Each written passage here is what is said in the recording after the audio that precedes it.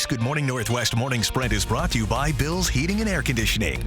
All right, it's 6:53. Time to get you ready for your Tuesday here in the Morning Sprint. Robin Nance following breaking news about the next COVID-19 vaccine. And Destiny Richards is live at Franklin Elementary with a back-to-school update. But first, to Mark Peterson, tracking more snow headed our way. Yeah, we're seeing some of that light snow right now in our first alert weather. And we go to the Doppler radar as you head out. You're going to see some of this very light snow. Again, it's going to add a half an inch or so, but it's already over other slippery surfaces. So, again, could be sort of weird when you're walking. You got to take it easy. And the treated roadways are in pretty good shape. So your day planner forecast, yeah, a little bit of morning light snow, but then we're going to mellow out 32 for our high today, so cooler than average. Breaking news this morning, we are learning Johnson & Johnson plans to report out Phase 3 COVID-19 vaccine trial results by early next week. If all goes well with its clinical trial, Johnson & Johnson's COVID-19 vaccine will likely be the next one available in the United States. Tomorrow, the Spokane Arena is scheduled to open as a mass vaccination site. The Spokane Regional Health District has set aside 3,000 doses of the vaccine for it, and they have to be used in a week. Appointments are required. You can make one online tomorrow when the arena opens for vaccinations.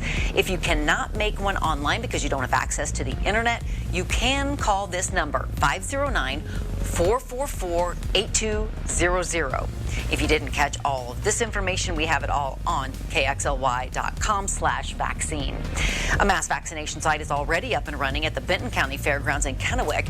The site drew hundreds of people on its first day. Those in charge say they had to stop letting people in by 11 o'clock. Even with that cutoff, they still managed to vaccinate 500 people. If you still aren't sure where you stand in line to get the vaccine, officials suggest visiting findyourphasewa.org. Legislation to end coronavirus restrictions in Idaho, limiting private and public gatherings to 10 people or fewer, has passed the Idaho House. It's now headed to the Senate. But that legislation faces legal and constitutional questions. The House passed the potential repeal 55-15. More than a month into vaccine distribution, and slowly but surely, Washington is making progress. Washington's goal is to give out 45,000 vaccine doses a day, and right now, the state's 7-day rolling average is nearly 24,000 doses.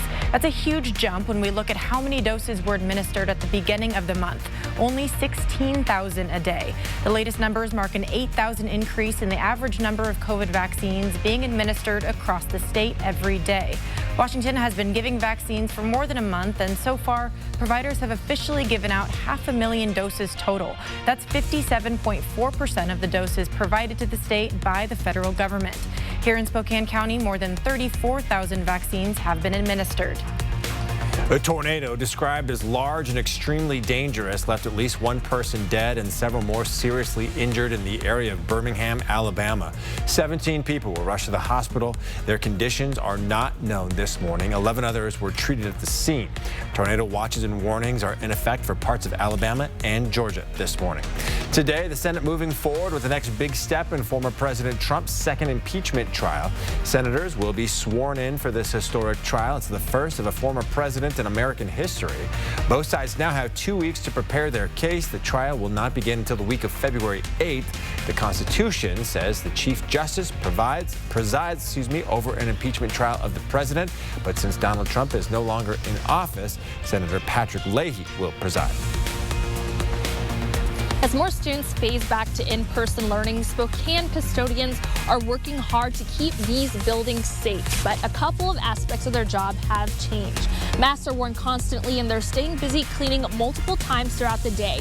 Above all, it's about keeping students and staff safe from COVID-19.